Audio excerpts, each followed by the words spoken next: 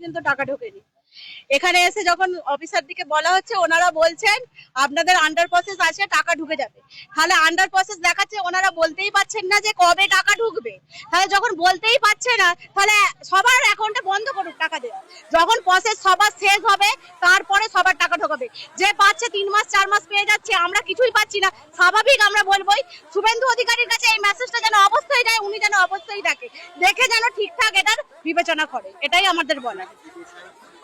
Video সাহেবকে তো বাইরেই বেরোতে দেননি, অফিসাররাই কথা বলে, ঢুকতেই দিচ্ছে না ভেতরে, আমাদের সাথে দেখাও করতে দিচ্ছেন না।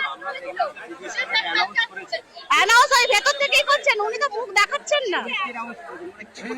উনি ওই একই কথা বলেছেন, আন্ডার প্রসেস আপনাদের পেপার রেডি হচ্ছে, পেয়ে যাবে। তবে কবে পাবে, 1 সপ্তাহ 2 সপ্তাহ হতে পারে, পরের মাসেও হতে পারে।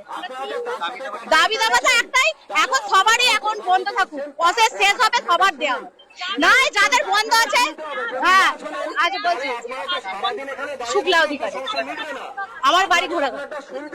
তাই সবাই মিলে এসে একতা হয়ে বিক্ষোভ জানাচ্ছি বিডিও অফিসে। আমরা তো প্রথমে অফলাইন করছি, তারপরে অনলাইন করেছি। অনলাইন করতে তো আমাদের টাকা লেগেছে, তাহলে এত কষ্ট করে মানুষ যে এসেছে, রান্না বান্না খাওয়া দাওয়া বন্ধ করে, আর ছোট বাচ্চা আরো স্কুল আছে, সেই সব সবই তো আমাদের বন্ধ হয়ে আছে।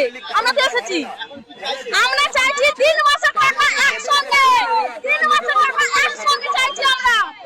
না পেলে আমরা আবার এসে অফিসে করব এখানে। আমার নাম গীতা হাবু। পর্যন্ত এসেছি, আমাদেরকে বলেছে তোমাদের অ্যাপ্রুভ হয়ে গেছে, অ্যাপ্রুভ হয়েছে, তবু আমাদের বলেছে তোমাদের টাকা ঢুকে যাবে। আমাদের আর কিছু করার নেই, কিন্তু তবুও দেখছি যাদের ঢুকেছে তাদেরই শুধু ঢুকছে, কিন্তু যাদের ঢুকছে না তাদের ঢুকছেই না, একবারও ঢুকছে না। এটাই আমাদের শুভেন্দু দার কাছে অনুরোধ, যে যাদের ঢুকেছে